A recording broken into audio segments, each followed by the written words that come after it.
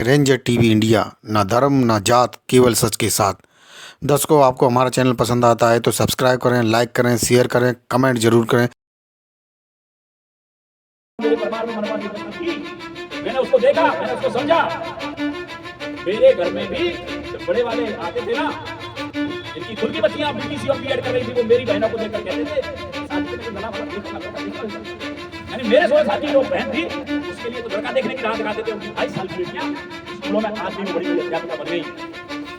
लोगों ने बोली हमें क्या बताया कि वो खाप थे, राजनीति की बात है, मेरे बहुत बेकार थे, मैं और उन्होंने हमें हक दिलाई, बाकी हमको उन्होंने दिलाई। लेकिन हमारी सोच में और किताबों से पढ़ाया गया कि हमें अंग्रेजों ने गुलाम बनाया, अंग्रेज खराब थे, अंग्रेज ये थे, ये सारी चीजें जाति के लोगों ने बनाई। तो उनके लिए ताकत थे, वो अपनी का कहना है कि धर्म के पास जाओ, जाति को जाति का देखो, कंधा से कंधा मिलाओ, और वही चीज आपको कंधे से कंधे से नहीं, आपको कमजोर करकर, आपको शिक्षित ना बनाकर, अपने बच्चों को बनाकर, तो वो आगे जाएंगे और नेतृत्व हो जाएंगे और हम उसी पात्र में बचेंगे। हमारे पास जमीनें नहीं थी, खेती बाड़ी में धक्के नहीं थी, जिनमें मेहनत मजदूरी करने जाते थे। तो शाम के टाइम रात्रि में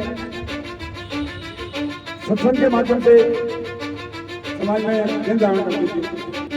सदियों संत महापुरुषों कड़ी में संत महापुरुषों कड़ी में संत गाड़गे महाराज, संत रविदास जी और संत कबीरदास, बहुत सारे संत हुए। उन्होंने इस प्रकार से समाज में जन कार्य किया। और साथियों, संत गाड़गे महाराज जी के हम यूँ ऋणी हैं। जब बाबा साहब इन ब्राह्मणवादियों से संघर्ष कर रहे थे, तो संत गाड़गे महाराज जी और तमाम उस समय संत थे, तो परम पूज्य बाबा साहब का सहयोग कर रहे थे, उनके साथ खड़े थे। उन्हें मालूम था कि ये संघर्ष पूरे समाज के लिए कर रहे हैं बाबा साहब, और से एक रोशनी, इसी संघर्ष से एक रोशनी मिलेगी। तो इसी कड़ी में जैसे सर छोटू राम जी हैं, उनका भरपूर सहयोग रहा था।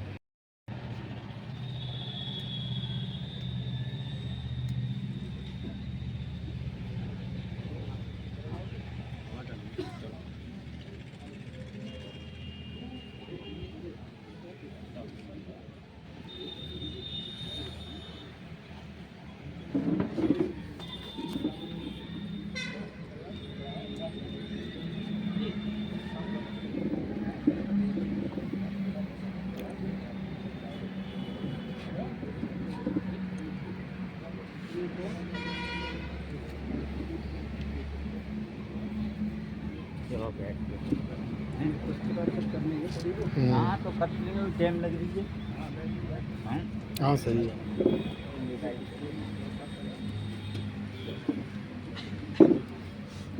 मैं चाहूँगा कि बस्ती की जितनी महिला हैं, बहन बेटियाँ हैं, वो ऊपर आ जाएं।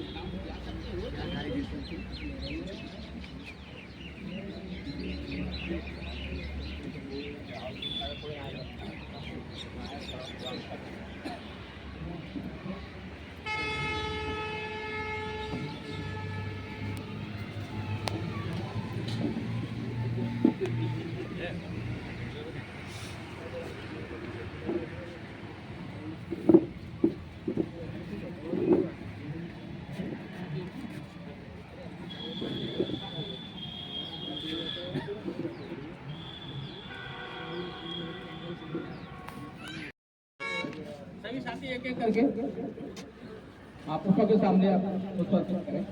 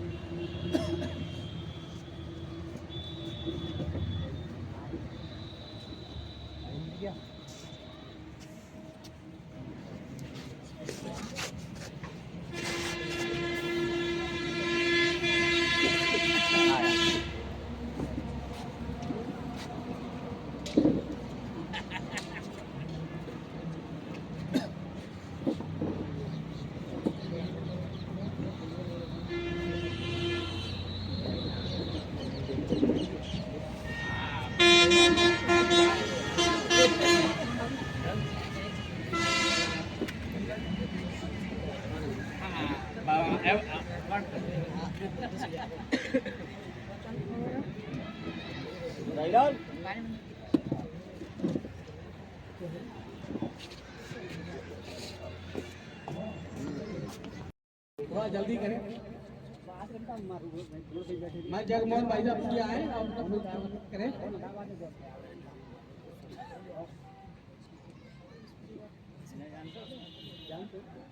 आप भी आओ।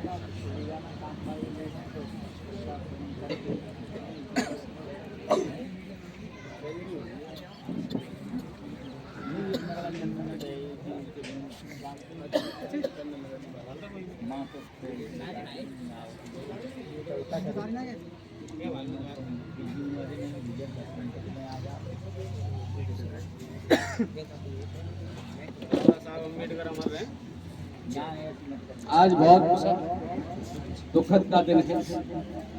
इस दिन हमारे राष्ट्रीय संत गाडगे बाबा साहब का आज के दिन निधन हुआ।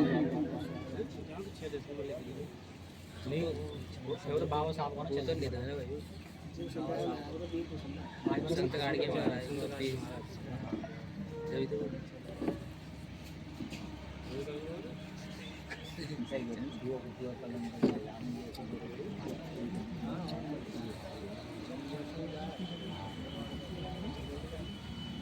जो भी रहेगा बुराई लाल जी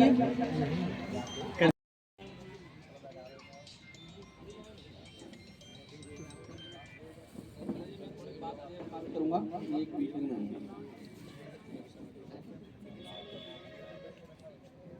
सभी लोग अपने स्थान बैठ जाएं, खड़े ना हो।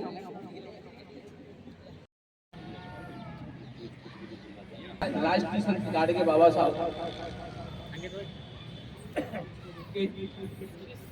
आज का दिन उनके लिए बहुत दुखद का दिन है। हम लोगों के लिए 69वें परिनिर्वाण दिवस गांव पीली पोखर में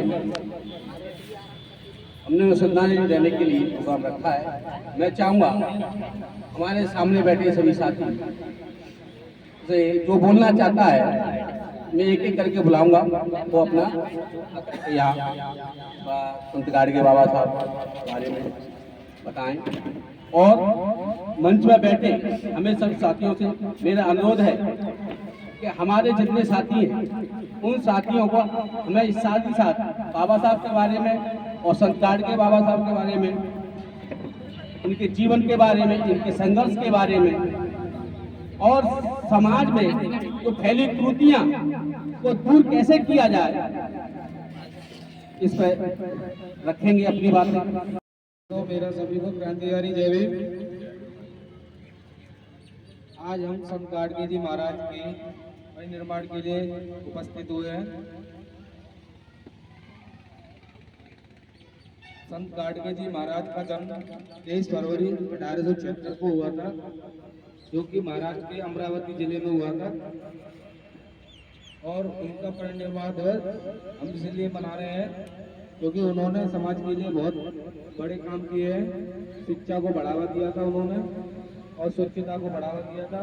स्वच्छता के जनक भी कहे जाते हैं वो, जो आज किसी और को उसका क्रेडिट मिला हुआ है।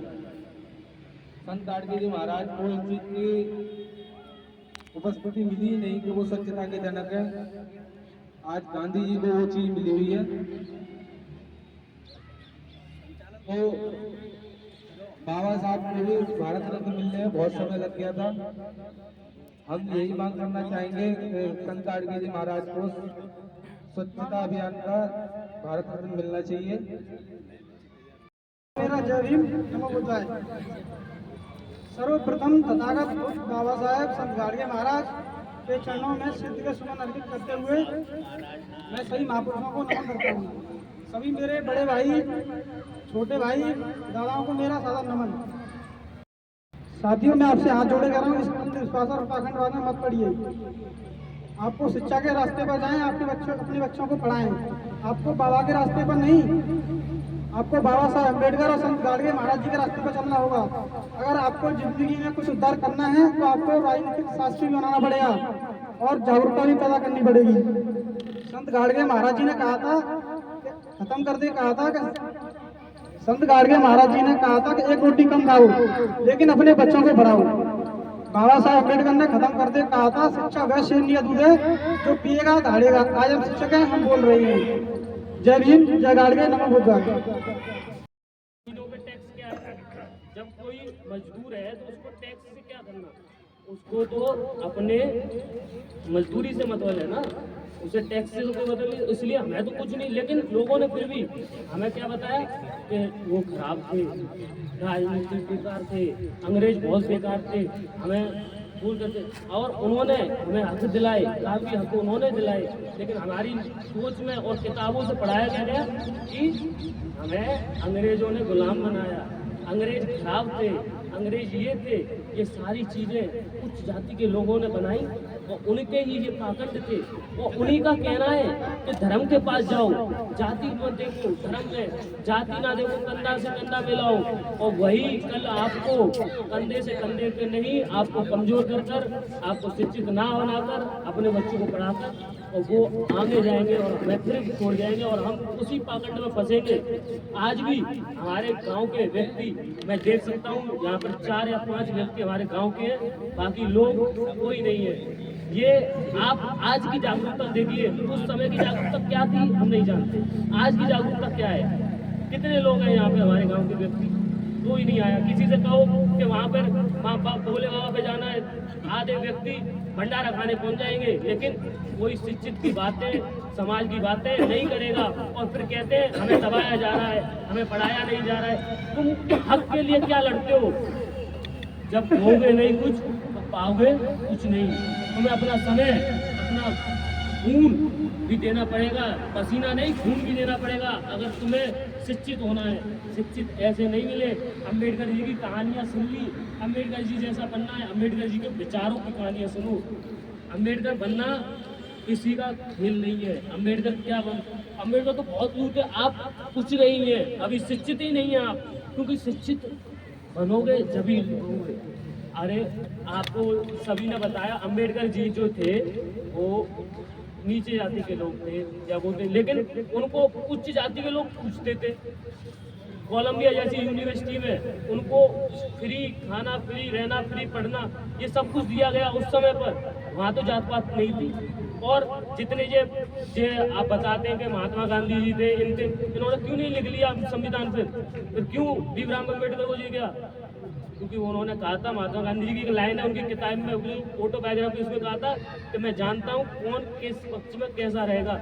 उन्होंने कभी भी धर्म के बारे में बात की थी। उन्होंने हरिजन को कहा था, हरिजन।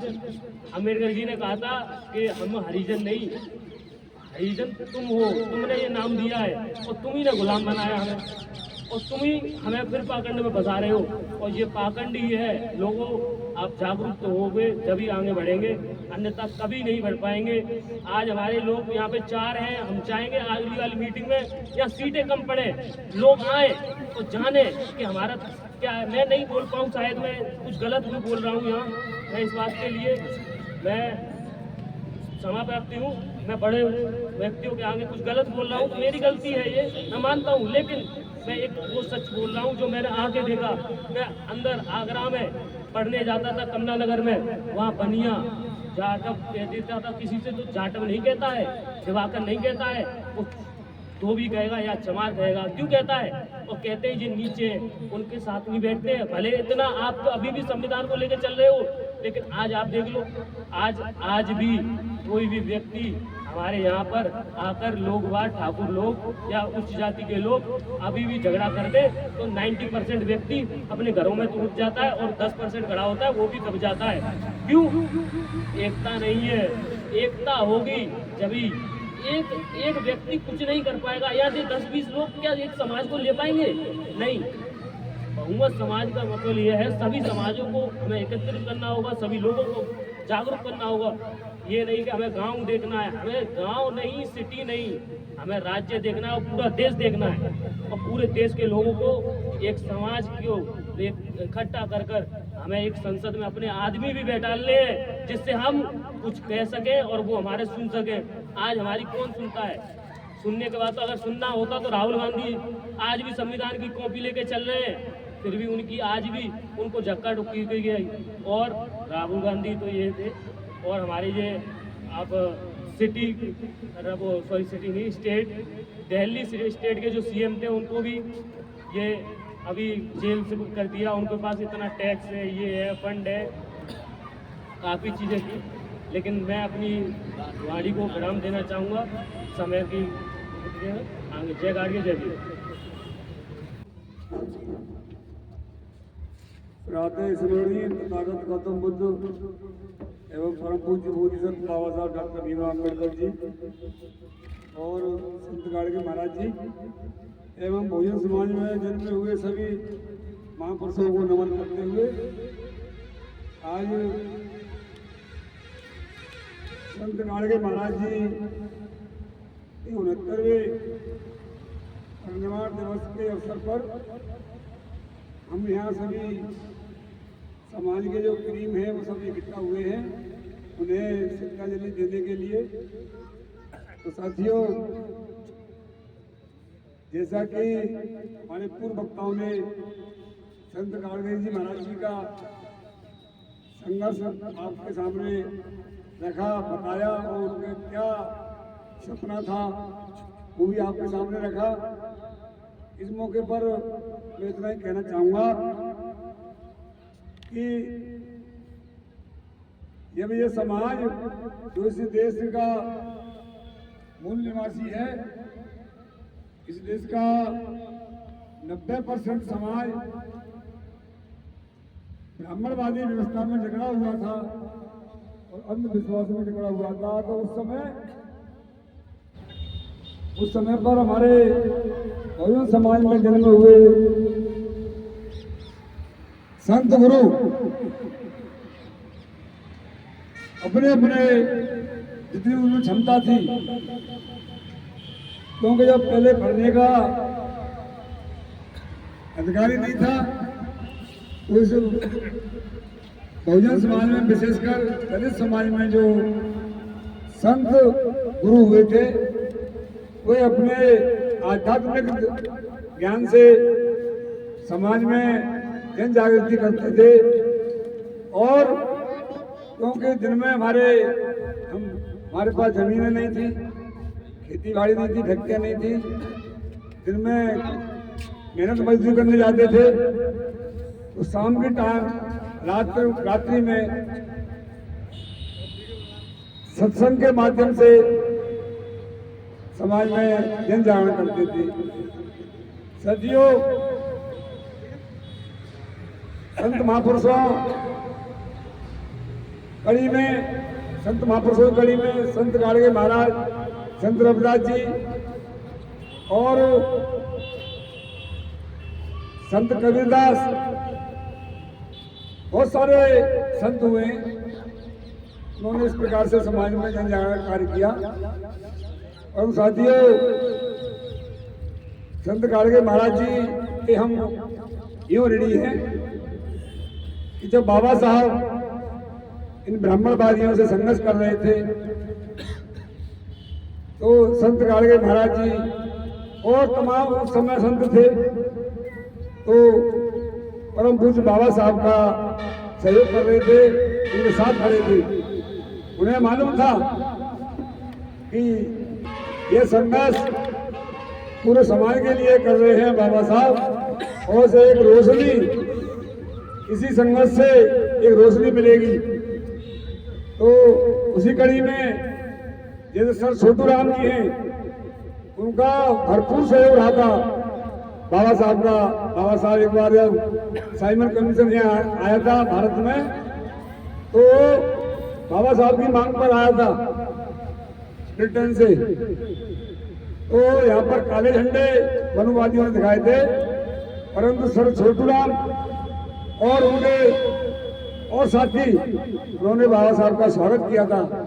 इसी प्रकार संत के गाड़गे महाराज हैं और तमाम हमारे जो गुरु थे, उन्होंने सबने बाबा साहब का हौसला अफजाई किया। तो उसी का आज ये फल है कि आज समाज में शिक्षा का प्रसार जो हुआ है, और समाज, क्योंकि शिक्षा के बगैर कुछ नहीं है।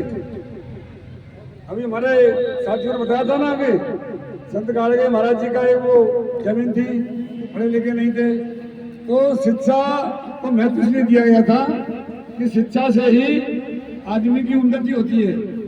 इसलिए संत गाड़गे महाराज जी ने कहा था कि भले चाहे भूखा रह लो, फटे पुराने कपड़े पहन लो। संत गाड़गे महाराज जी क्योंकि कपड़ा फट जाता था किसी को सिल लेते थे, उनका एक संदेश था कि भले ही कपड़े फटे पहन लो परंतु बच्चों को जरूर पढ़ाओ। बाबा साहब ने कहा जो रास्ता बताया पढ़ने का, शिक्षा ग्रहण अवश्य करो। तो साथियों, क्योंकि ये कार्यक्रम चलता रहेगा, हमें दूसरी मीटिंग में जाना है। संत गाड़गे महाराज जी से यहाँ पर जो इकट्ठे हुए, मैं यही कहूँगा उनसे प्रेरणा लें। जिस समय परम पूज्य बाबा साहब 6 दिसंबर 1956 को उनकी जो मृत्यु हुई थी, तो मैं आपको बता रहा हूँ, मैंने ज़्यादा तो नहीं पढ़ा है, संत गाड़गे महाराज जी ने उसी दिन से अन्न जल छोड़ दिया था बाबा साहब की मृत्यु देहांत के बाद। और उनसे बहुत सारे लोग कहते थे, उन्होंने देखा मैं अन्न ग्रहण नहीं करूंगा, जो इस समाज का एक सूरज था वो जो छुप गया, बंद हो गया। संत गाड़गे महाराज जी ने अपना अन्न जल त्याग दिया था, अतः वो उनकी भी मृत्यु हो गई। तो ये दिसंबर का महीना, हमारे इस दिसंबर में बहुत महापुरुषों की देहांत हुआ, परिनिर्वाण हुआ उनका।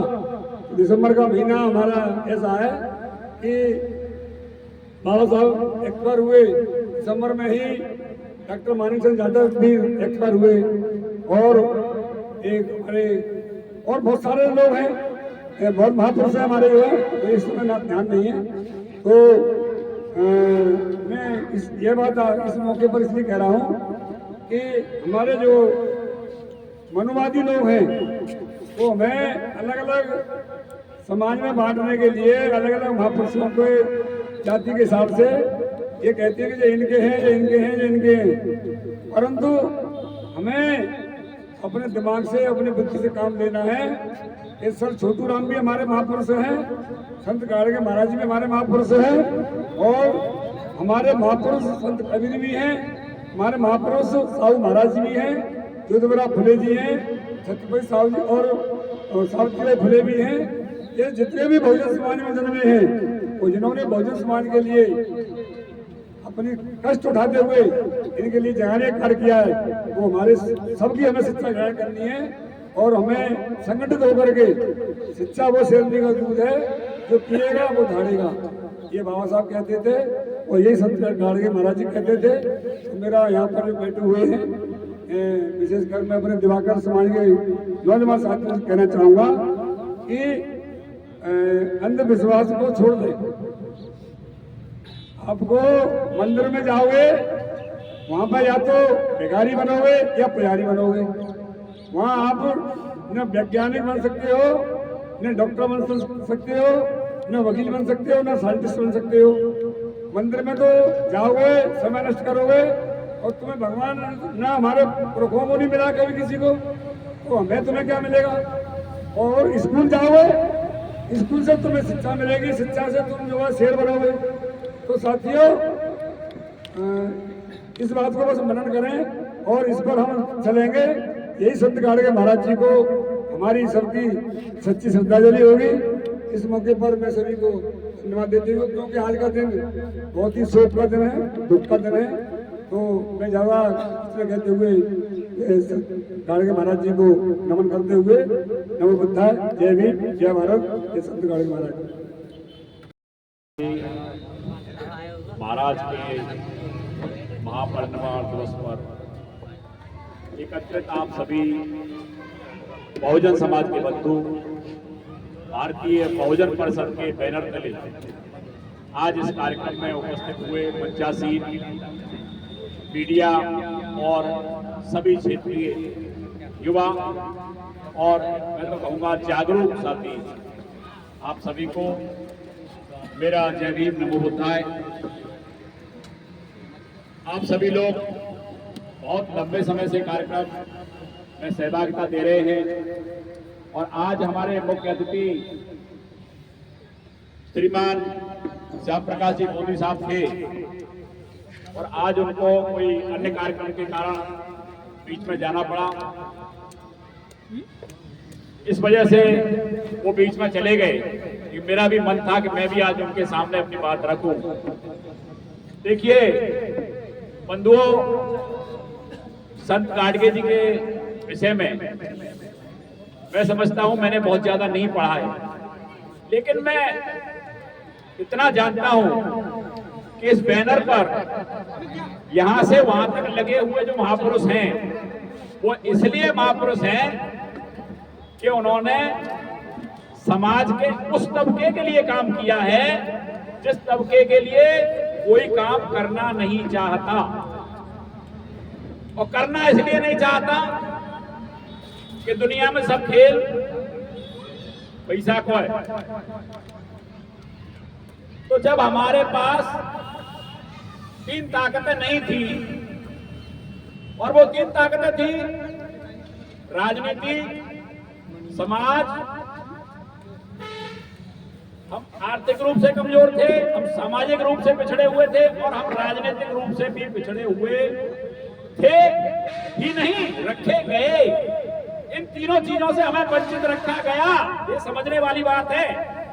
ऐसा नहीं है कि हम थे तो हम इनसे भी ज्यादा बुद्धिमान और बलवान, लेकिन साजिशों से हमको इस वर्ग ने उस हाशिए पर ले जाकर रख दिया जहां से हमें बहुत मेहनत इन तक पहुंचने में करनी पड़ी। बहुत बड़ी साजिश है, आप गहराई से समझिए। एक जाल इस तरीके का फैलाया गया और उस जाल को काटने के लिए जब ये महापुरुष धरती पर आए तब हमारे कानों में इन्होंने थोड़ी थोड़ी फूंक लगाई और हम सब थोड़े थोड़े जागरूक हुए। जब आप इस स्थान तक पहुंच पाए हो, इसमें भी सदियों गुजर गई, यहां पहुंचने में हमें सदियों गुजर गई। जब आप यहां पहुंचे हैं, ये लोग आए, ये लोग नहीं आते तो शायद हम यहां भी नहीं पहुंचते। लेकिन ये भी जो काम करके गए हैं वो सभी अधूरे पड़े हैं अभी। ये मत सोच लेना कि ये लोग करके चले गए। ये लोग हमें सिर्फ एक आशा की किरण दिखा के गए हैं, हमें वो रास्ते बता के गए हैं जहां से हम अपने समाज को और उस वर्ग को उन अधिकारों तक पहुंचाने के लिए हमारी भी जिम्मेदारी है। अब जिम्मेदारी इनकी तो चली गई, अब हमारी शुरू होती है क्योंकि हम जिंदा हैं। मैं कहीं महापरिनिर्वाण शब्द का अर्थ देख रहा था तो उसमें शब्द का अर्थ है मोक्ष। ये सभी लोग मोक्षगामी हैं। अब इनके मूर्तियों के सामने खड़े होकर हम जो काम कर रहे हैं, जो ऐसा मैंने पढ़ा है कि जो मोक्ष प्राप्त कर जाते हैं वो दोबारा दुनिया में नहीं आते। अब ये लोग दुनिया में दोबारा नहीं आएंगे, लेकिन हम और आप जीते जागते हैं यहाँ पर। इसलिए अब हमारी आपकी ये ड्यूटी बनती है कि हम अपने समाज को लगातार जागरूकता का जो रोशनी इन लोगों ने हमें दी है, इन महापुरुषों ने हमें वो जो मसाल सौंपी है, उसे कैसे हम आगे ले जाएं, किस तरीके से हम उसमें जा सकते हैं। और आज आपको बहुत समय हो गया है, बातें बहुत मुझे भी कहनी थी, लेकिन समय ज्यादा हो गया है, इसलिए मैं भी बहुत ज्यादा बातें न करते हुए, और आज के इस युग में कहीं पर कार्यक्रम हो और राजनीति की बात न हो तो वो भी मेरे लिए ठीक नहीं रहेगी।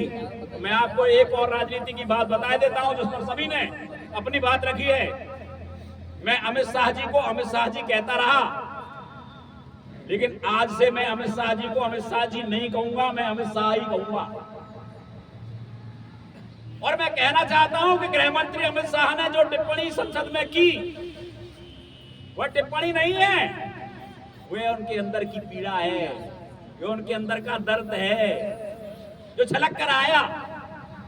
वो लाख सफाई देंगे, वो हो सकता है कल माफी भी मांग लें, कल बड़े वाले हो सकता है कि अपना घड़ियाली आंसू बहा दें, लेकिन मैं नहीं मानता इस बात को। ये उस वर्ग का दर्द है अम्बेडकर में क्यों जो निकल के आया है। उनका नाम क्यों लिया जा रहा है? उनका नाम इसलिए लिया जा रहा है तो उन्होंने नाम लेने लायक काम किए। तो मैं आपको बता दूं, इन साजिशों को अगर आप समझ रहे और इस राजनीतिक व्यवस्था में जो ताना बाना है आपके खिलाफ बहुजन समाज का मतलब हम बहुजन का मतलब है ज्यादा लोग, बहु का मतलब ज्यादा, बहुजन ही ज्यादा है इस देश में। ये जो तिलकधारी चमकने वाले लोग हैं ना, आपसे बहुत पीछे हैं, हर काम में पीछे हैं, लेकिन धन पे काबिज है, ये समझ लेना। और धन पे काबिज क्यों है? क्योंकि शिक्षा पे काबिज है, इसलिए धन पे काबिज है। शिक्षा पे काबिज है, इसलिए राजनीति पे काबिज है, और राजनीति पे काबिज है, इसलिए धन पे काबिज है। ये बात समझ लीजिए आप। इसलिए अपने आप की ताकत को पहचानिए। हम सबको यहां से जहां भी महापुरुषों के बारे में बातें हों, वहां से यही प्रेरणा लेनी है कि हमें किस तरीके से अपने, मेरे बचपन की बहुत सारी चीजें मुझे आज तक याद हैं। मैं भी मनवादी व्यवस्था में ही पला बड़ा हूं, ये भी आपको बता दूं। मैं जाट हूं, मैं मनवादी व्यवस्था में ही पला बड़ा हूं। मेरे परिवार में मनवादी व्यवस्था थी, मैंने उसको देखा, मैंने उसको समझा। मेरे घर में भी जब बड़े वाले आते थे ना, जिनकी खुद की बच्चियां बीटीसी और बीएड कर रही थी, वो मेरी बहनों को देखकर कहते थे कि शादी के लिए कोई लला वाला देखो, कलर का देखो। यानी मेरे 16 साल की जो बहन थी, उसके लिए तो लड़का देखने की राह दिखाते थे। उनकी 22 साल की बेटियां स्कूलों में आज भी वो बड़ी बड़ी अध्यापिका बन गई। मेरे यहाँ क्या होता था, लंबा समय तो नहीं खींच रहा हूं, ऐसा तो नहीं है आप लोग बोरियत महसूस कर रहे हो। मेरे यहाँ क्या होता था मालूम है? मेरे परिवार में आदरणीय भगवान दास जी नेताजी बैठे हुए हैं, ये इस बात के गवाह हैं। मेरा परिवार बहुत धार्मिक व्यवस्थाओं से बना हुआ था। संतों को पकड़ के मेरे घर पर छोड़ दिया करते थे, लो साहब मजाक करते थे वो लोग। मेरे ट्यूबवेल पे हर समय 1 2 3 4 संत पड़ा रहते थे। हम उनकी लंगोटियां धोया करते थे, हमारे पिताजी और हम। और बगल में दूसरे लोग हमें ये सब करते हुए हंसते थे। अब वो जो हंसते थे, उनके बच्चे पढ़ गए, अच्छी अच्छी पोस्टों पर पहुंच गए। अब वहां से ध्वनि निकल रही है घंटों की, जो हमें देख के हंसते थे, हम वहीं पढ़े। अब क्यों हम तो लंगटियां धोते रहे, और वो पढ़ गए। तो जो पढ़ गए वो बढ़ गए। बाकी जो के विषय में जब अपने समाज के युवाओं को बताता हूं, क्योंकि जाति, देखिए जाति को आप नकार नहीं सकते, ये बात आप समझ लीजिए। जाति लगी रहेगी आपके साथ। मैं जब भी संत छोटू राम जी के बारे में अपने समाज के लोगों को जागरूक करने की कोशिश करता हूं, उनका उदाहरण देता हूं। आज भी लोग न तो संत छोटू राम को पढ़ते हैं, न शहीद आजम भगत सिंह को पढ़ते हैं। मेरे समाज के लोगों की बात कर रहा हूं मैं। युवा शहीद भगत सिंह जी की फोटो वाली तस्वीर पर लगी हुई टी शर्ट पहन के कांवड़ रख के घूम रहे हैं जम बम बोले की। क्यों? क्योंकि वो पढ़ नहीं रहे, उन्हें ढो रहे हैं। इसलिए आप लोग जागरूक बनिए और इसी प्रकार इस तरीके के कार्यक्रम जब आप आयोजित करेंगे तो ये जो युवा बैठे हुए इनसे उम्मीद बढ़ेगी, ये समाज को जागरूक करेंगे। हम भी नहीं रहेंगे, आगे आने वाला जो समाज है, युवा समाज है, उसके कंधे पर ये वजन आएगा।